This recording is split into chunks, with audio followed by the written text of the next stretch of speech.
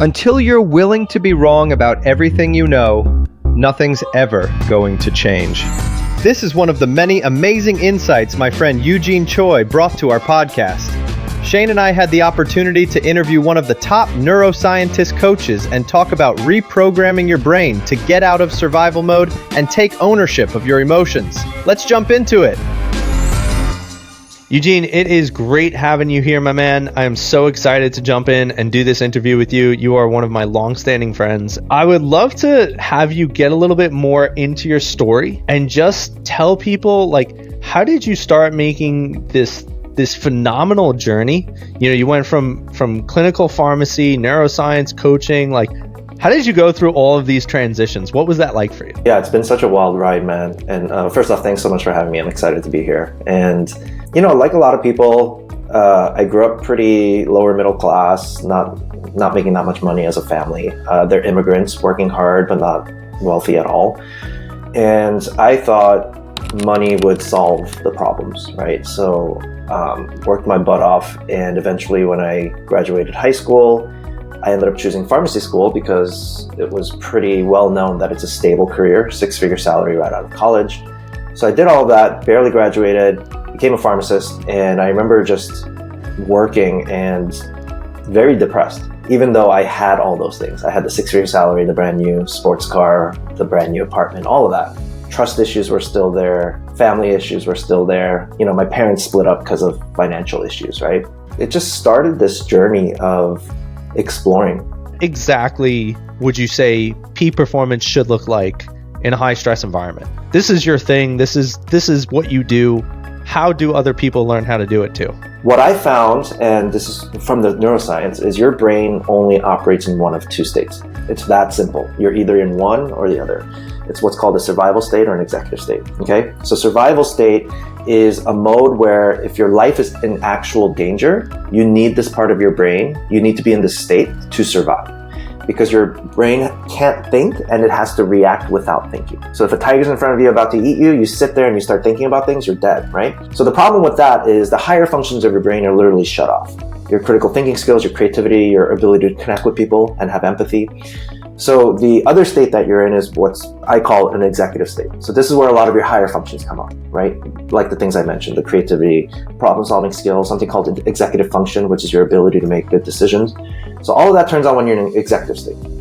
So the problem is the research is showing that for a majority of our adult lives, we're in the survival state, where we're reacting without thinking. And the reason for this isn't because you're actually about to die physically, it's because of uncomfortable emotions. So the research is showing that emotional pain can be just as painful as physical pain. So your brain kind of gets tricked into thinking all these uncomfortable emotions are life-threatening. What does this look like in daily life when we're surviving from a feeling that doesn't feel good? What does fighting look like? It's working harder. We work harder when we're stressed. That's a fight mode. So what happens for a lot of people is because they're just working harder, are we actually working on the right problem? What if, because you're in survival state, because what happens when you're in survival state, you develop tunnel vision. So one way to think about it is, if a hungry lion walks into your room right now, are you going to look anywhere else except where that lion is? You're going to be focused on the threat. But then you're missing out on all this other information that's there. You ever meet those people where you're like, there's a faster way to do this. And they're like, no, I'm good. I'll keep doing it the way I do it. That's why this happens. It's not because they're stupid. It's not because they're idiots. It's just because their brain, for whatever reason, when you're in a fight mode, you go into this tunnel vision. So if you ever hear that phrase, work smarter, not harder. People in fight mode just work harder, but not smarter. If we can spot this on an everyday basis, this is what gives you the power to get yourself into true peak performance, because awareness is what gives you power, right? How do you have the power to remove a piece of broccoli between your teeth that you're unaware of until it comes into your awareness? You either have to see it in the mirror or someone has to point it out to you and you go, oh, I see it. So awareness is such a powerful tool. And the rabbit hole goes really deep, honestly, like this awareness rabbit hole. I don't think it ever ends. But that's step one, because this is most of our lives. We're living like this without even being aware of it. We just do it. It's crazy that something as simple as that and being aware of it can just increase your self-awareness and just overall improve yourself. I think the hardest part is doing that constantly. So I categorize it into two things in terms of what the work is. So there's short-term work. So these are like quick tips and tools that you can use to help you. And then there's long-term work. This is what actually reprograms the autopilot that you have for however many years in your life that you just keep doing it. So the short-term work, number one is just practice that awareness. It's just like, look at what's flight, look at what's fight, look at what's freeze. Just pay attention to it without judgment on a daily basis. That's what I always recommend. And then there's something called name it to tame it in the parenting psychology. So it's just naming your feelings. So UCLA did this study where they had a group of people come into the room and they would show people's pictures of people's faces with different emotions. So anger, anxiety, happiness, joy. I've seen that. Yeah, right? So they show the picture and they have the brain scans on these participants' heads. As soon as they show a picture of someone in a survival emotion, which by the way is just an emotion that doesn't feel that great. That's it. It's not a bad emotion, it's just uncomfortable in my opinion, right? So as soon as they see it, their amygdala, which is their survival brain, immediately lights up. But what was interesting was the researcher would be like, can you tell me what emotion this person's feeling in the picture?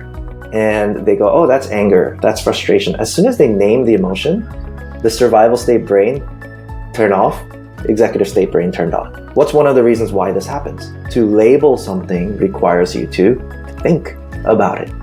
In survival state, you cannot think. So you're getting them out of it. Because once you're in that frontal lobe, which is where your executive state brain comes from, this is where your emotional regulation centers are from too. It helps you regulate your emotions. Another one is something you hear about all the time, which is deep breaths. Because what's happening is the bottom of your lungs, there's your diaphragm. This is where it's called your parasympathetic nerves, throwing a little jargon out there, but that's basically the part of your nervous system that helps you calm down. If you take deep breaths, you're basically telling your body, hey, I wouldn't be doing this if we're about to die. You can calm down so that we can access the higher functions of our brain. 4-second or 5-second inhale, hold it for that many seconds, exhale for 5 seconds, hold it again for 5 seconds, rinse and repeat. That's called box breathing. There's two key qualities I've noticed about high performers. Number one, the way I like to explain it is their willingness to be wrong. So here's what I mean by this. I had gotten briefly coached by this really cool coach. Her name's Rhonda Britton. And she said this to the group, and it stuck with me so much to this day. She said, until you're willing to be wrong about everything you know, nothing's ever going to change. And it's not saying that everything you know is wrong. It's until you're willing to be wrong about everything you know. Because a lot of us in survival hold on to the beliefs. I can't do this. I suck. I'm a loser. I don't have what it takes. We hold on to that. It's comfortable for us, as weird as that sounds, to stick with that belief system about ourselves, stick with those thoughts about ourselves. That's what I've always noticed about people. It's like our insecurity makes us want to hold on to something, hold on to it for dear life. Because if you ever meet those people that always have to be right, that's a fight mode, by the way. Because at some point in their life, maybe they got shamed for being wrong about something or yelled at. So they fight to be right all the time. Right? They keep being argumentative with you and stubborn. But our willingness to be wrong gets us into our executive state. So you get yourself out of tunnel vision and you go, maybe there's something here that I haven't seen before that I need to look at. The second thing I noticed is ownership. Ownership. They take ownership over everything. You know what was life-changing? This is the reason that sparked me to do my work, was this lesson of ownership. I used to say this phrase to my daughter. I used to say this phrase to her, you're making me so mad right now. Whenever she was not listening, I would say, you're making me so mad.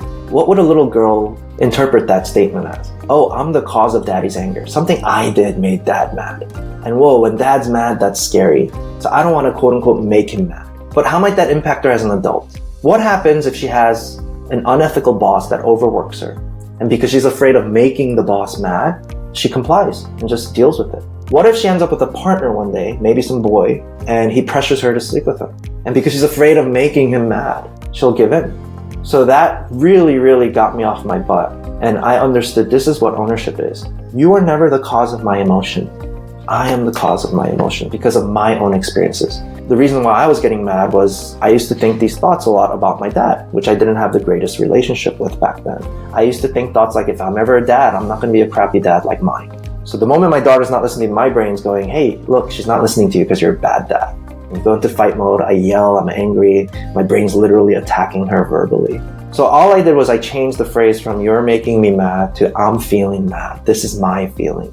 Because there's such a thing as other fathers out there in the same exact situation might not get mad. These are my feelings. So people who take full ownership, they empower themselves to enter into that powerful executive state simply from taking ownership. You might not believe it. Really, like that person was such a jackass. That's why I'm mad. This person did that. That's why I'm mad. It's really easy to do that game. But you can get to a place where you really realize the truth on why that's not true. Because otherwise, like when I think about my loved ones, and if I blame them for my feelings, right? That's not ownership, and it's damaging the relationship. People ask me that, like, how do you have a successful marriage? I'm like, don't make them responsible for your happiness. Don't put that on them. That's not their responsibility. Where can people find you? How could they get connected to you? What is the best way to get into the Dr. Choi system of influence? Yeah, you can, if you want to find me on social, I'm not that active these days, but I am there. I will read the messages. I'm on Instagram and LinkedIn, Eugene K. Choi, or you can go on the website, eugenekchoi.com. If you want to join my community, that's kind of the work I do now. It's just like, how do you change your autopilot? Like, how do you do this as a skill? That's on neurohackingschool.com. It's a little monthly membership where we meet once a month and you get all the course modules in there as well. Well, dude, that is freaking awesome. I hope that a bunch of people join, because if they don't, I don't know what to tell them. Yeah. Don't even hire me. Go hire Eugene. He's better than me. So with that being said, man, thanks so much for joining us. Make sure that you check out Eugene's stuff. Tune in for another episode of the 1% Podcast. As always, I'm your host, Vin, and I'm Shane. And that was Eugene. See you, everybody.